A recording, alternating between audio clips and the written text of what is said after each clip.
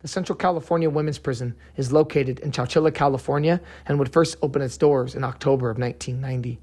Today it houses over 2,000 minimum to maximum security custody female inmates and was at one point the only death row for women in the state of California until the moratorium was put into place.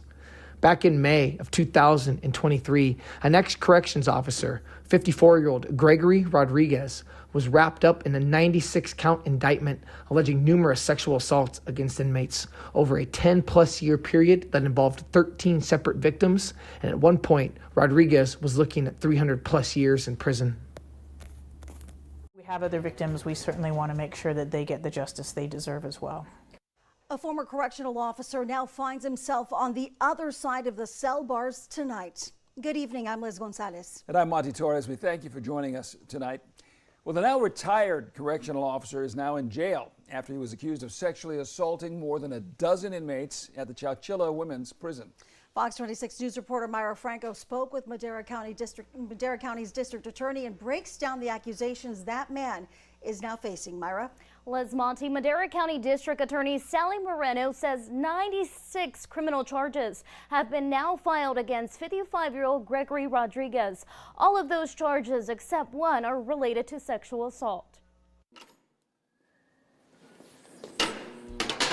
55-year-old Gregory Rodriguez was arrested and booked into Madera County Jail Wednesday morning after Madera District Attorney Sally Moreno says he sexually abused 13 inmates during the time he worked as a corrections officer at the Chowchilla Central California Women's Facility. But even though they've agreed to serve their time, those women at CCWF, they shouldn't have to worry about being assaulted, particularly by the guards that are there.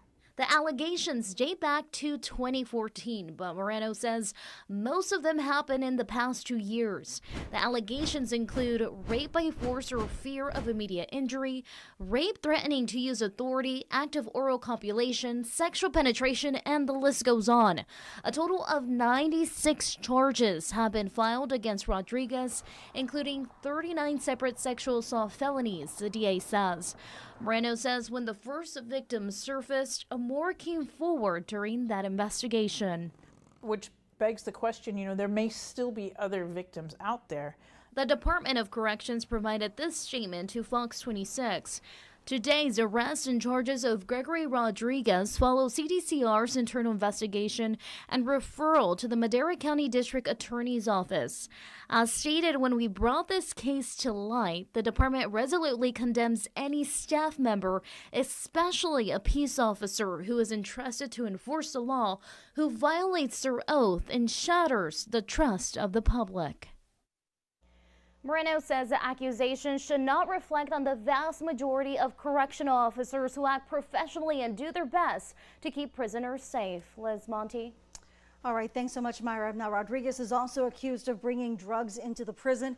If convicted, DA Moreno says that he faces over 300 years behind bars. And if there are other victims, Moreno encourages all of them to call Sergeant Brown. That number right there on your screen, 559-975-91. These are serious allegations. And if they're true, I think the state is going to be responsible for the activity of these employees of the state.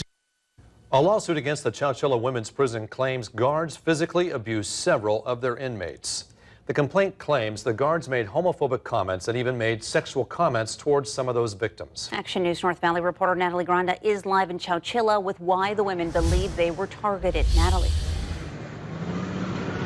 Warren and Graciela, the claims are shocking. The victims say they were denied medical care and even denied from complaining about the alleged incidents. Now, attorneys say that they want the alleged abuse to stop and for the state to pay for the pain they caused to the victims.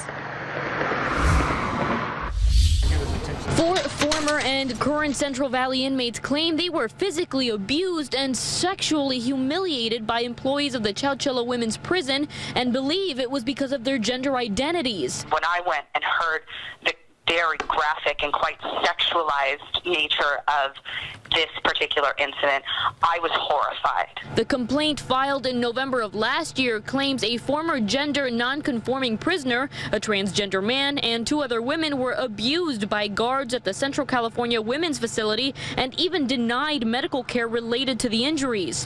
One incident in 2015 alleges that an inmate was placed face down and an officer stepped on her exposed breast. Another inmate threatened to report a guard after he made a derogatory comment. She claims he then slammed her to the ground and dragged his boot across her back.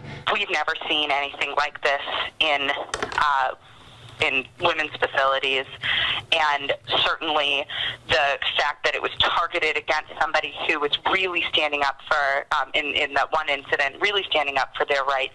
The complaint also says that guards forced a transgender inmate to walk around the prison with his pants around his ankles in 2017. A spokesperson for the California Department of Corrections says they haven't been notified of the lawsuit and can't comment at this time. Legal analyst Tony Capozzi says the suit calls for an injunction to stop the abuse and to pay for what they've done. The 8th Amendment to the United States Constitution prohibits any cruel and unusual punishment. And if this is true, that's what's happening in this prison system. The complaint claims none of the guards were disciplined. Meanwhile, the victims all suffered mental and emotional drawbacks from the alleged abuse. Now, in a release, one of the victims says that she was, quote, singled out because of her gender and that we have, quote, the right to stand up for ourselves and take care of each other. Now, this lawsuit is in its very early stages. There is a hearing for this lawsuit in March. Live in Chowchilla, I'm Natalie Granda, ABC 30 Action. What's going on, you guys? Welcome back. Another episode of Green Lit Gang TV. Much love, much appreciation, and thank you guys so much for checking out the channel today. It means a lot that you are here. Really quick, before we jump into it, let's do the intros. If you're new to the channel, welcome. Thank you for taking the time to watch the video. Truly hope you enjoy it. And if you do like it, go back, check out some of the videos, check out some other content, and let me know what you think. If you guys are a regular viewer, supporter, subscriber to this channel, then again, you guys already know how much you mean to me. The growth that this channel has experienced so far in 2025 is honestly because of each and every one of you.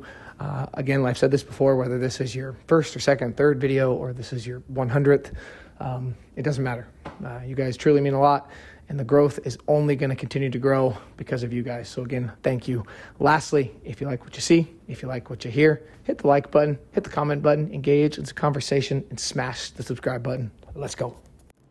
All right, guys, what's going on? August 1st, want to get a video out on the first of the month for you guys. Hope you enjoyed the videos in July. We're going to be changing it up a little bit today. We're going to be going to Chowchilla, California to cover the Central California Women's Prison and an ex-corrections officer who was there for 12 years, Gregory Rodriguez, who in end of May 2023, 96-count sexual assault indictment along with a slew of other charges that we can't talk about on YouTube.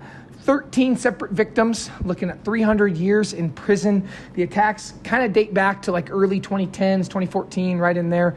We're going to read from an article that kind of breaks it down on its surface, as well as another article that is really in-depth, gives a really good idea on what exactly was going on and what some of these women had to deal with. This is an article, May 24th, 2023, around the time he was arrested. A former correctional officer at the biggest women's prison in California has been arrested on suspicion of SAing at least 13 inmates over the past 9 years, prosecutors said Wednesday. Gregory Rodriguez, who worked at the Central California Women's Facility, faces 96 counts, including rape, sexual battery, and rape under color of authority, the Madera County District Attorney's Office said in a news release. It couldn't be determined Wednesday if Rodriguez, 54, has an attorney who can speak on his behalf. He was being held in lieu of $7.8 million bail. The alleged assaults date back to 2014, but most happened within the past 2 years, prosecutors said. The charges involve 13 separate victims, according to the DA's office. If convicted on all charges, Rodriguez could be sentenced to more than 300 years in prison. The women's prison, where Rodriguez worked for 12 years, is located in Chowchilla, a small city about 120 miles southeast of San Francisco. Rodriguez retired in August after being approached, so that's August of 2022.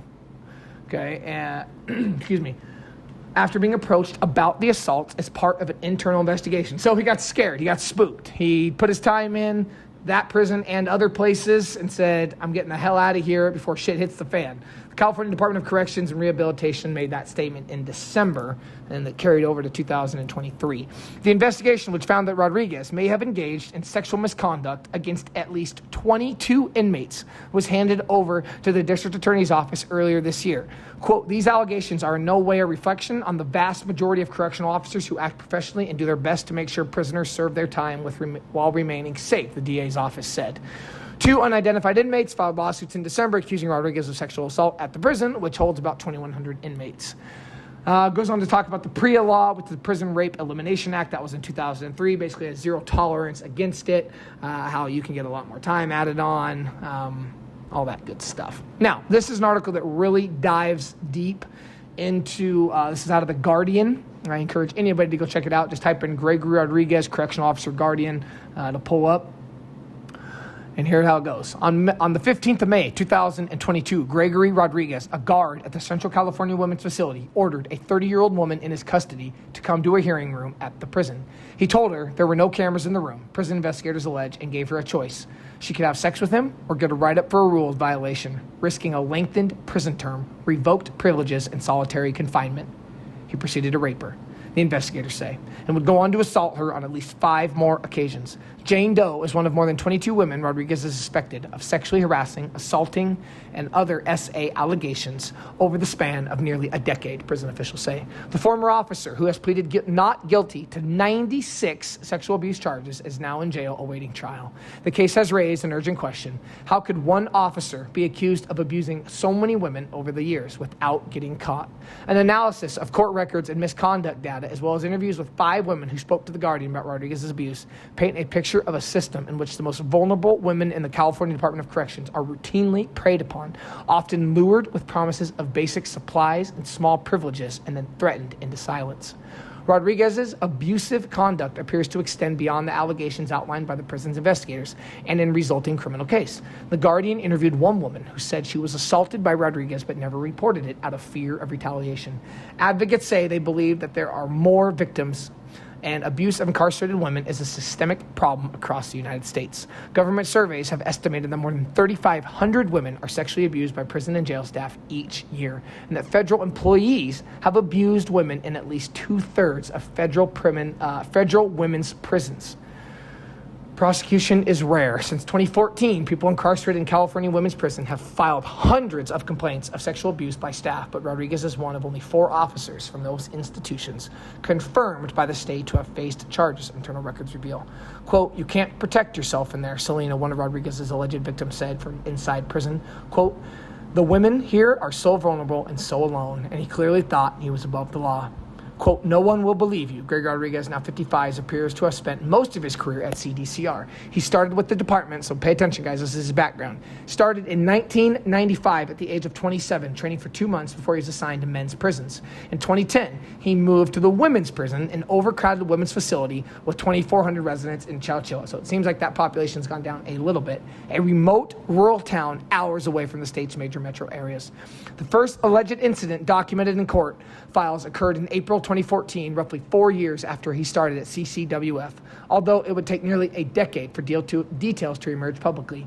Jaime Torres, a CDCR Internal Affairs Special Agent who interviewed the victim in October 2022, recently testified in court that Rodriguez had, quote, escorted a woman behind the work exchange, a checkpoint that women passed through on their way to prison jobs, and then had sex with her. By law, an officer cannot have a consensual relationship with an incarcerated person, and any sexual contact is considered abuse. Continued to assault the women through 2014, at times in the substance abuse treatment building, as well as in clinics. Rodriguez allegedly told her she was his girlfriend and gave her underwear, cosmetics, jewelry, and even alcohol. Quote, she felt she was doing what she felt she had to, the investigator said, and a pattern would emerge of Rodriguez's tactics over time.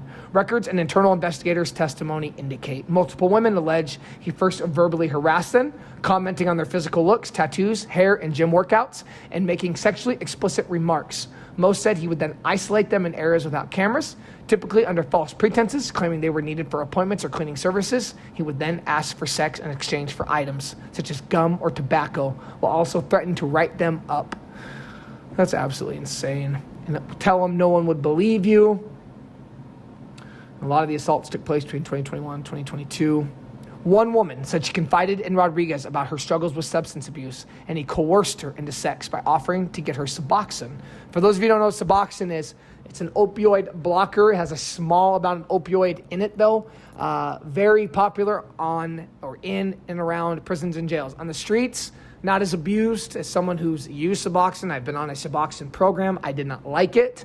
Again, if you're on the streets, Suboxone is not going to be your first choice to use, right? Don't have enough time to go into detail about it, but you can look it up. But behind prison walls, jail walls, Suboxone is very popular. They're little strips, they're little film strips. When you're using them for treatment or just using them in general, you put them under your tongue. Got to let them sit there for about 20 to 30 minutes while they dissolve. Stuff like that. Helps with withdrawals. That's what they're mainly used for. Help kick you off, get you off withdrawals, a weaning process, and then get you leveled out, stay on it with goal of maybe eventually getting off that and, not needing a medication to help stay sober. She complied with his demands, but never got the prescription, and instead he gave her heroin. She overdosed and was hospitalized. Thankfully, she did survive. Yeah, guy's a real piece of shit. Not much else to say besides that. Let me know what you think in the comments below. Until next time, you already know what it is. Peace.